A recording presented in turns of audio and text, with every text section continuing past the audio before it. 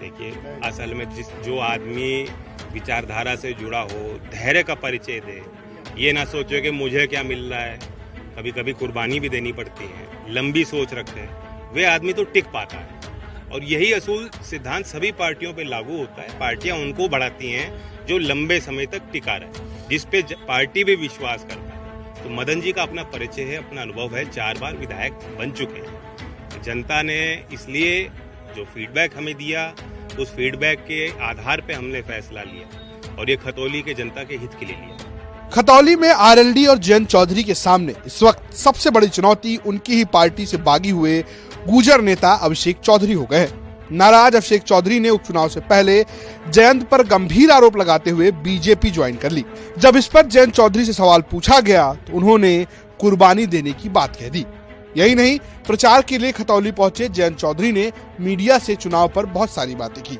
सुनिए क्या कह रहे हैं जयंत चौधरी। ये यहाँ पर आए हैं, किन मुद्दों को लेकर प्रचार प्रसार? देखिए, जैसे मैंने कहा, उपचुनाव है और हमारे लोग तो उत्साहित हैं। जो लोकदल के विचारधारा से जुड़े हैं, जो गठबंधन के पार्टी के संगठन में जिम्मेदार हैं, सब लोग समझ गए कि चुनाव हमारे लिए महत्वपूर्ण है। और वो इसलिए क्योंकि हम चाहते हैं कि जो लोगों की नाराजगियां हैं, जो खतौली क्षेत्र की जनता की नाराजगियां हैं, जो यहाँ की समस्याएं हैं, वो लखनऊ तक पहुँचनी चाहिए। गन्ने का भाव अभी तक घोषित क्यों नहीं हुआ? सबसे बड़ा सवाल लोगों के आज जुबान पे है, वो यही है।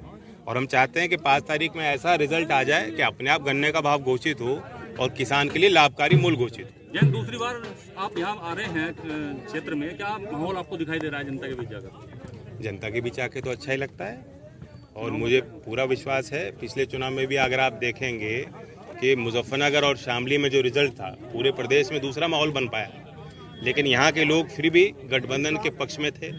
यहाँ भी जो रिजल्ट था, बहुत ही कम वोटों से हम हारे हैं और जो फासला था, जो अंतर था, इस बार हमने उसको ऑलरेडी कम कर दिया है और आने वाले समय में उसको और अपनी तरफ बढ़त की तरफ ले जाएंगे। जो सवाल विधानसभा में उठ रहा है, जो अभिषेक जी पार्टी छोड़ करके गए हैं, क्या किसी तरीके का कोई फर्क पड़ेगा?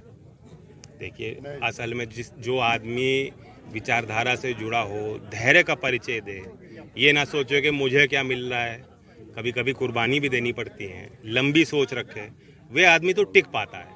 और यही असूल सिद्धांत सभी पार्टियों पे लागू होता है। पार्टियां उनको बढ़ाती हैं जो लंबे समय तक टिका रहे, जिस पे पार्टी भी विश्वास कर पाए।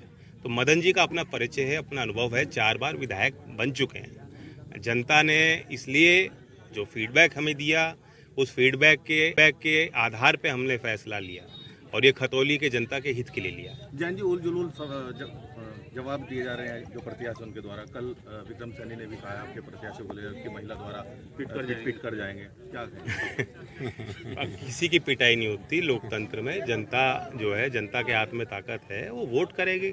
अब किसी को पीटने की बात वो क्यों सोच रहे हैं? हम तो नहीं सोच रहे, ना कह रहे इस बात, ना चाह रहे।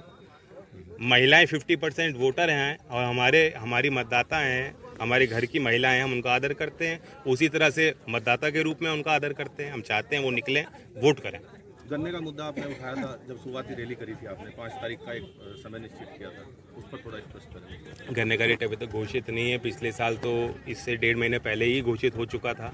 तो जब उनको सरकार को चुनाव का डर दिख रहा था, चुनाव करीब आ रहे थे विधानसभा के, तब तो गन्ने का भाव उन्होंने घोषित कर दिया। अभी वो करना नहीं चाह रहे, तो इससे इनकी मंशा साफ होती है कि गन्ने का रेट सरकार बढ़ाना नहीं चाहती। बस ये नहीं चाहती कि आज वो पत्ते खुल जाएं हमारे, वरना किसानों में बेहद नाराजगी बनेगी, हम सारे चुनाव हार जाएंगे। इसलिए इस बात को, ये भेद को लेकिन लोग समझ चुके हैं, इसलिए हम जगह